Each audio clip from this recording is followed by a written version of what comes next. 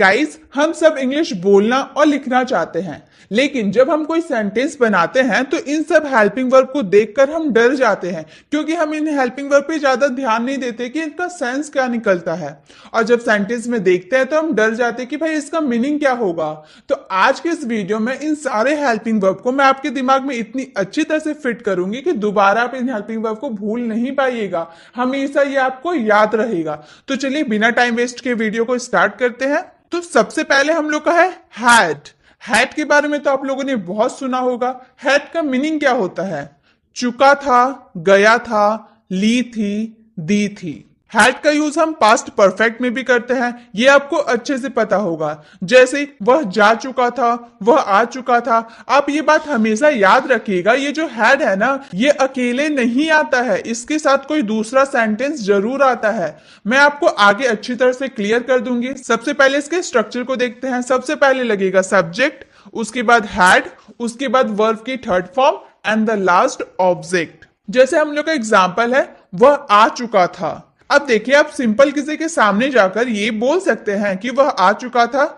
बिल्कुल नहीं बोल सकते। इसके पहले या बाद जरूर कोई सेंटेंस जरूर जुड़ा रहता है। जैसे मैं बोल रही हूं कि तुम्हारे आने से पहले वह आ चुका था। हम सिंपल वह आ चुका था हम नहीं बोल सकते। किसी के सामने खड़े होकर वह आ चुका था, वो समझेगा कि आप किसकी बात करें या क्या बात करें, वो नहीं समझ पाएगा। इसलिए आपको तो पूरा सेंटेंस बोलना पड़ेगा ना, कि तुम्हारे आने से पहले वह आ चुका था, या फिर राम के आने से पहले वह आ चुका था। तो हैड में ऐसे ही सेंटेंस आते हैं जिसके पहले या फिर बाद में कोई सेंटेंस जुड़ा रहता है। समझे? हैड का क्या काम है? दूसरे सेंटेंस को घसीट कर अपने आगे में लेकर आके खड़ा कर देना और अपने उसके बाद में जाना। जैसे वह आ चुका था, he had come, हम सिंपल बोलेंगे he had come, वह आ चुका था, he had come। लेकिन इससे पहले भी तो कोई सेंटेंस था कि राम के आने से पहले वह आ चुका था। आप कैसे पहचानिएगा कि आपको had का यूज करना है? जब कोई सेंटेंस आप ऐसा बोलेगा ना कि आपके आने से पहले वह आ चुका था या आपके खाने से पहले वह खा चुका था, तब ऐसे वाले सेंटेंस में आपको हैड का यूज करना है। आई होप आपको समझ में आ रहा होगा। जैसे नेक्स्ट एग्जांपल है, मैं जा चुका था। आपके आने से पहले मैं जा चुका था, या रोहन के आने से पहले मैं जा चुका था, तो आई हैड गॉन। उसने खाना खा लिया था, सी हैड ईटेन, मतलब खाना खत्म होने से पहले उसने खाना खा लिया था, सी हैड ईटेन। तो कुछ काम होने से पहले कुछ कार्य हो गया था, उस वाले सेंस में आपको हैड का यूज करना है। आपने तो बहुत बार ये सुना होगा ना, डॉक्टर आने से पहले मरीज मर गया था, या फिर पुलिस आने से पहले चोर चोरी करके भाग गया था। तो इस वाले सेंस में ना आपको हैड का यूज करना होता है। अब नेक्स्ट हैड टू, ये भी आपने बहुत बार यूज किया होगा, लेकिन इसका सेंस क्या निकलता है? इसे कैसे हम समझेंगे कि हैड टू लगाना है? भाई मैं तो समझाऊंगी कि हैड टू कैसे लगेगा। तो इसका मीनिंग होता है करना पड़ा या करना पड़ता था। दोनों सेंस में आपको हैड टू का ही यूज करना है। कई बार आप ऐसे वाक्य बोलते होंगे ना, मुझे वो काम करना पड़ा या फिर मुझे वो काम करना पड़ता था, तब आपको हैड टू का यूज करना है। इसका स्ट्रक्चर क्या है? Subject plus had to plus verb का first form and the last object. आप हमेशा स्ट्रक्चर को अपने माइंड में फिट कर लीजिएगा, क्योंकि स्ट्रक्चर अगर आपको याद रहेगा तो इसे आप यूज बहुत ही आसानी से कर सकिएगा। जैसे मुझे जाना पड़ा, मैं जाना नहीं चाहता था लेकिन मुझे जाना पड़ा। या फिर आप बोल सकते हैं मुझे जाना पड़ता था, तो बोलेंगे आई हैड टू गो। दोनों मीनिंग एक ही है, मुझे जाना पड़ा या फिर मुझे जाना पड़ता था। I had to go. उसे खेलना पड़ता था।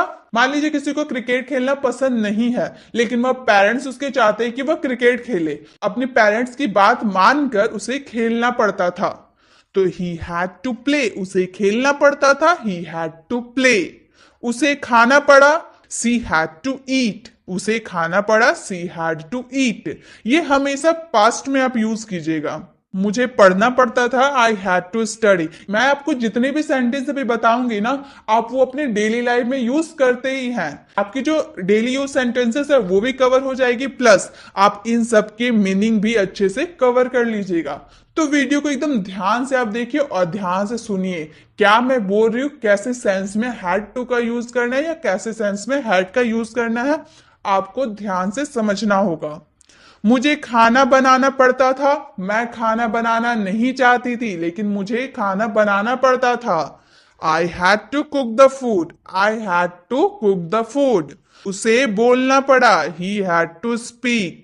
अब ये कितने आम बात है ना, करना पड़ा या करना पड़ता था। आप तो सेंटेंस बहुत बोलते होंगे ना, मुझे वहां जाना पड़ता था या मुझे यहाँ आना पड़ता था, मुझे पढ़ाई करनी पड़ती थी, मुझे स्कूल जाना पड़ता था, मुझे ट्यूशन जानी पड़ती थी। तो इस वाले सेंस में आपको हैड टू का यूज करना है। क्लियर? अब आगे देखते हैं।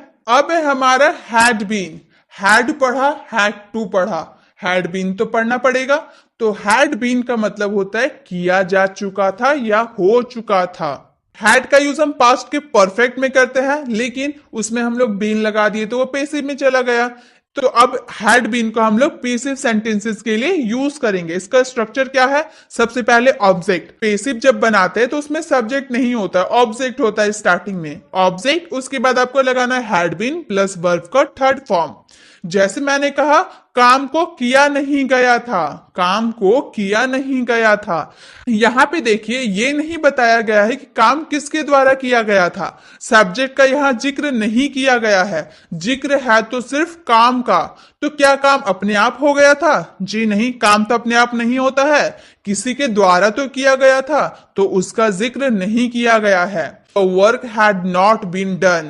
The work had not been done. किसी has, have या फिर had के साथ been यूज कर दीजिएगा ना, तो वो पेसिव में चला जाता है।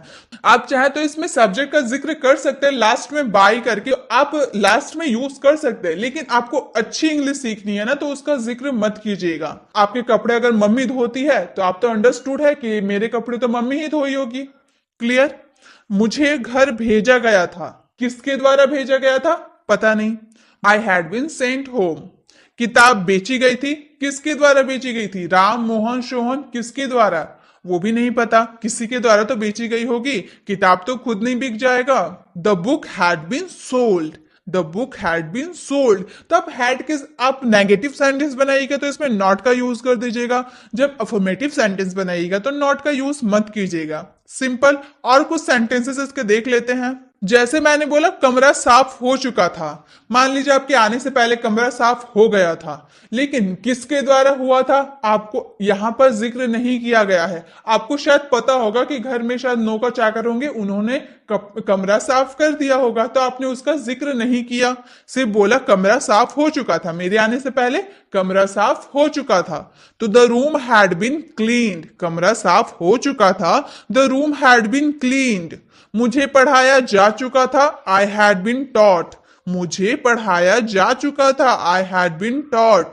काम किया जा चुका था, the work had been done, काम किया जा चुका था, the work had been done. Had का यूज तो आपको पता है, मैंने स्टार्टिंग में आपको हैड का यूज बताया, लेकिन जब उसमें बीन यूज हो गया तो क्या सेंटेंस बन गया भाई? पेसिव सेंटेंस बन गया। मैंने इतने सारे सेंटेंस बताए, आपको समझ में आ गया होगा कि हैड बीन का यूज कैसे सेंटेंसेस में करना है। अब हम लोगों ने हैड को सीखा, तो हैज हैव को भी तो सीखना पड़ेगा। हैज हैव हमेशा यूज होता है प्रेजेंट परफेक्ट में, प्रेजेंट के परफेक्ट में। चुका है, लिया है, ली थी, दी थी, लिया है, दिया है, इन सब में हम लोग हैज हैव का यूज करते हैं। अब मैं आपको हैज हैव का यूज बताने से पहले ये मैं बता दूं कि थर्ड पर्सन सिंगुलर के साथ हैज का यूज होता है, बाकी जो आपके बच गए उसके साथ हैव का यूज होता है। ये मैंने आपको काफी बार बताया है, आज भी बता दे रही हूं, क्योंकि ये जानना ना बहुत ही जरूरी होता है। आप इंग्लिश लिख रहे हो या फिर आप बोलना चाहते हो, ये जरूरी है कि आप समझे थर्ड पर्सन सिंगुलर के साथ क्या लगता है और अदर सब्जेक्ट के साथ क्या लगता है। तो थर्ड पर्सन सिंगुलर के साथ हैज लगेगा, बाकी सबके साथ हैव लगेगा। तो इसका स्ट्रक्चर क्या है? सबसे पहले सब्जेक्ट, उसके बाद हैज हैव प्लस वर्ब का third form and the last object. जैसे वह गया है, अब आप बोलिएगा मैम यहां पर गया है तो कहीं नहीं है, तो आपने गया है क्यों लिखा? तो मैंने क्या बोला? वह गया है, उसके जो जाने का काम है ना वो खत्म कर चुका है। चुका है तो है, वह जाने का जो काम है वो खत्म कर चुका है, वह गया है, तो ही हैज गॉन। आपको सेंटेंस जरूरी नहीं है यहां पर गया है तो गया है नहीं आ सकता, आएगा, गया है आएगा, बस आपको समझना होगा कि सेंटेंस में आप क्या बोलना चाहते हो। वह गया है मतलब उसके जाने का काम जो है वो खत्म कर चुका है, तो चुका है तो है हम लोग का, इसीलिए इसमें हैज का यूज हुआ। क्यों हैज का यूज हुआ, हैव का यूज क्यों नहीं हुआ? क्योंकि ही हम लोग का थर्ड पर्सन सिंगुलर है। वह गया है, ही हैज गॉन। उसने किताब खरीदी है, he has bought a book. He has bought a book. उसने पैसे दे दिए हैं, ही हैज गिवन मनी। उसने पैसे दे दिए हैं, ही हैज गिवन मनी। वह पैसे ले लिया है, he has taken the money. वह पैसे ले लिया है, पैसे लेने का काम कर चुका है, तो he has taken the money. मैं खेल चुका हूं, मेरे खेलने का जो काम है वो खत्म हो चुका है, मैं खेल चुका हूं। I have played. आई हम लोग का थर्ड पर्सन सिंगुलर नहीं था, इसीलिए हम लोगों ने हैव का यूज किया। मैं खेल चुका हूं, आई हैव प्लेड। हमने परीक्षा दे दी है, we have passed the exam. हमने परीक्षा दे दी है, we have passed the exam. तो वी के साथ भी हैव का यूज हुआ। क्लियर? हैव और हैज आपकी क्लियर हो गए। ये प्रेजेंट के परफेक्ट में यूज होते हैं। आपका याद रखना, थर्ड पर्सन सिंगुलर के साथ हैज, बाकी सब्जेक्ट के साथ हैव। और इसमें आपको याद रखना, आपको सेंटेंस जो आप काम खत्म कर चुके हैं वैसे वाले सेंटेंसेस में आते हैं, तो आपको ये याद रखना होगा। क्लियर? अब आगे देखते हैं। अब हैज हैव के साथ हम लोगों ने बिन लगा दिया। अब इससे पहले हैड में हम लोगों ने हैड के साथ बिन को जब जोड़ दिया हम लोगों ने, तो वो पेसिव बन गया। तो हैज हैव के साथ भी जब जोड़ेंगे तो वो तो पेसिव सेंटेंस में चला जाएगा। तो इसका हिंदी मीनिंग होता है किया जा चुका है या हो गया है।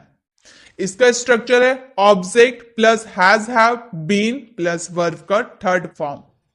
जैसे राम को भेजा गया है, राम को किसने भेजा है, किसके द्वारा भेजा गया है, यहां पे नहीं पता है। सिर्फ हम लोग को इतना पता है कि राम को भेजा गया है। तो Ram has been sent, Ram has been sent. और पेसिव के सेंटेंसेस में हमेशा वर्ब का थर्ड फॉर्म लगता है, ये आपको रट लेना है। पेसिव सेंटेंस आप कभी भी बनाइएगा तो उसमें वर्ब का थर्ड फॉर्म आपको लगाना ही है। क्लियर? तो राम को भेजा गया है, राम हैज बीन सेंट। मुझे बुलाया गया है, किसके द्वारा बुलाया गया है, नहीं पता। मुझे घर बुलाया गया है, I have been called home. काम किया जा चुका है, the work has been done. काम किया जा चुका है, the work has been done. कमरा साफ हो गया है, the room has been cleaned. किसने कमरा साफ किया भाई? नौकर होंगे घर में, तो नौकर ही साफ किए होंगे। नौकर नहीं होंगे तो शायद मम्मी साफ की होगी। तो कमरा साफ हो गया होगा, the room has been cleaned. किताबें लिखी जा चुकी है, बुक्स हैव बीन रिटेन। किताबें लिखी जा चुकी है, बुक्स हैव बीन रिटेन। यहाँ पर हम लोगों ने एस लगा दिया ना बुक में, इसलिए इसमें हैव यूज हो गया। मुझे पढ़ाया जा चुका है, आई हैव बीन टॉट। मुझे पढ़ाया जा चुका है, किसके द्वारा पढ़ाया गया? टीचर ही तो मुझे पढ़ाएंगे, तो टीचर का जिक्र नहीं है। मुझे पढ़ाया जा चुका है, आई हैव बीन टॉट। तो हैज बीन में कैसे सेंटेंसेस आएंगे आपको समझ में आ गया। हैड बीन में पास्ट के सेंटेंसेस आएंगे, हैज बीन में प्रेजेंट के आएंगे। कितना सिंपल है ना, बहुत ही इजी है। आप इसके सेंटेंस आप बहुत ही इजीली तरीके से बना पाइएगा। तो गाइस, मैं आपको कुछ होमवर्क देती हूँ। मुझे पढ़ाया जा चुका था, राम वहां जा चुका था। इन दो सेंटेंस का आंसर आपको कमेंट बॉक्स में करना है। अभी वीडियो खत्म नहीं हुई, अभी मैं आपको और भी अच्छे से और भी बहुत कुछ समझाने वाली हूं, तो वीडियो में अभी आगे बने रहिए। अब है हैविंग टू। हैविंग टू के बारे में मैंने अभी हाल में आपको बताया था। हैविंग टू कब यूज करते हैं? पढ़ रहा है या पढ़ रहा था। मुझे कोई काम करना पड़ रहा है या मुझे कोई काम करना पड़ रहा था, तब हम हैविंग टू का यूज करेंगे। इसका स्ट्रक्चर है सब्जेक्ट, फिर हेल्पिंग वर्ब, उसके बाद हैविंग टू प्लस वर्ब का first form and the last object. मैंने हे और था दोनों लगाया ना, तो यहाँ पास्ट के भी सेंटेंस आ सकते हैं, प्रेजेंट के भी सेंटेंस आ सकते हैं। उसके अकॉर्डिंग ही आपका हेल्पिंग वर्ब लगेगा। जैसे मुझे पढ़ना पड़ रहा है, मैं पढ़ना नहीं चाहता हूं, लेकिन पेरेंट्स के दबाव के कारण मुझे पढ़ना पड़ रहा है। I am having to study. मुझे पढ़ना पड़ रहा है, I am having to study. उसे खेलना पड़ रहा है, वह खेलना नहीं चाहता है, लेकिन उसे खेलना पड़ रहा है, he is having to play. उसे खेलना पड़ रहा है, he is having to play. तुमको खाना पड़ रहा था, you were having to eat. तुमको खाना पड़ रहा था, you were having to eat. मुझे पढ़ाना पड़ रहा था, I was having to teach. मुझे पढ़ाना पड़ रहा था, I was having to teach. उसे वहां जाना पड़ रहा है, मतलब वो जाना नहीं चाहता है वहां, लेकिन उसको जाना पड़ रहा, कोई मुसीबत आ गई जिससे उसको वहां जाना पड़ रहा है। तो मुझे वहां जाना पड़ रहा है, I am having to go there. मुझे वहां जाना पड़ रहा है, I am having to go there. उसे बोलना पड़ रहा है, he is having to speak. उसे बोलना पड़ रहा है, he is having to speak. तो हैविंग टू का यूज हम कब करेंगे? जब कोई सेंटेंस में कोई काम करना पड़ रहा है या फिर कोई काम करना पड़ रहा था, तब उसमें आप आंख बंद करके हैविंग टू का यूज कर दीजिए, एकदम आपका आंसर राइट होगा। क्लियर? हैविंग टू का यूज समझ में आ गया। अब आगे बढ़ने से पहले एक सेंटेंस हैविंग टू के मैं आपको होमवर्क के लिए देती हूं, ताकि आपके हैविंग टू ना अच्छे से क्लियर हो पाए। तो आपका जो सेंटेंस है वो है, मुझे उससे बात करनी पड़ रही थी। इसका आंसर आप कमेंट बॉक्स में दीजिए। तो चलिए अब आगे बढ़ते हैं।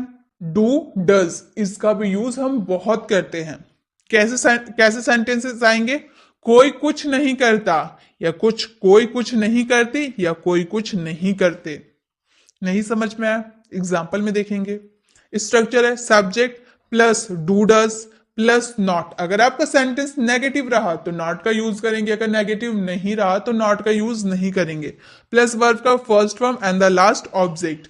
वह नहीं जाता है, मतलब वह जाने का काम नहीं करता है। मैंने यह बोला ना कोई कुछ काम नहीं करता है, तो वह जाने का जो काम नहीं करता है, तो ही डज नॉट गो, वह नहीं जाता है। आप सेंटेंस जो आप बोलते हैं ना उसको समझिए कि आप क्या बोलने की कोशिश कर रहे हैं। आप तो सिंपल बोले वह नहीं जाता है, लेकिन यहां तो कोई मैंने आपको नहीं बोला कि वह नहीं जाता है, ऐसा तो कुछ नहीं है। तो आपको सेंटेंस को समझना पड़ेगा कि वह जाने का काम नहीं कर रहा है, तो बोलेंगे he does not go, he does not go. आप नहीं देखते, यू डू नॉट वॉच। आप नहीं देखते हैं, यू डू नॉट वॉच। क्या वे नहीं जाते, डू दे नॉट गो। अब मैंने आपको ये बहुत अच्छे तरह से बताया कि जब आपको किसी से हाँ ना में जवाब सुनना हो ना, आप जो क्वेश्चन करते हैं उसमें स्टार्टिंग आप हेल्पिंग वर्ब से करते हैं। जैसे क्या वे नहीं जाते, ये आप क्वेश्चन किसी से पूछ रहे हैं ना कि क्या वे नहीं जाते हैं, तो आगे वाला आपको जवाब देगा हाँ, ना, यस, नो, यही तो जवाब देगा।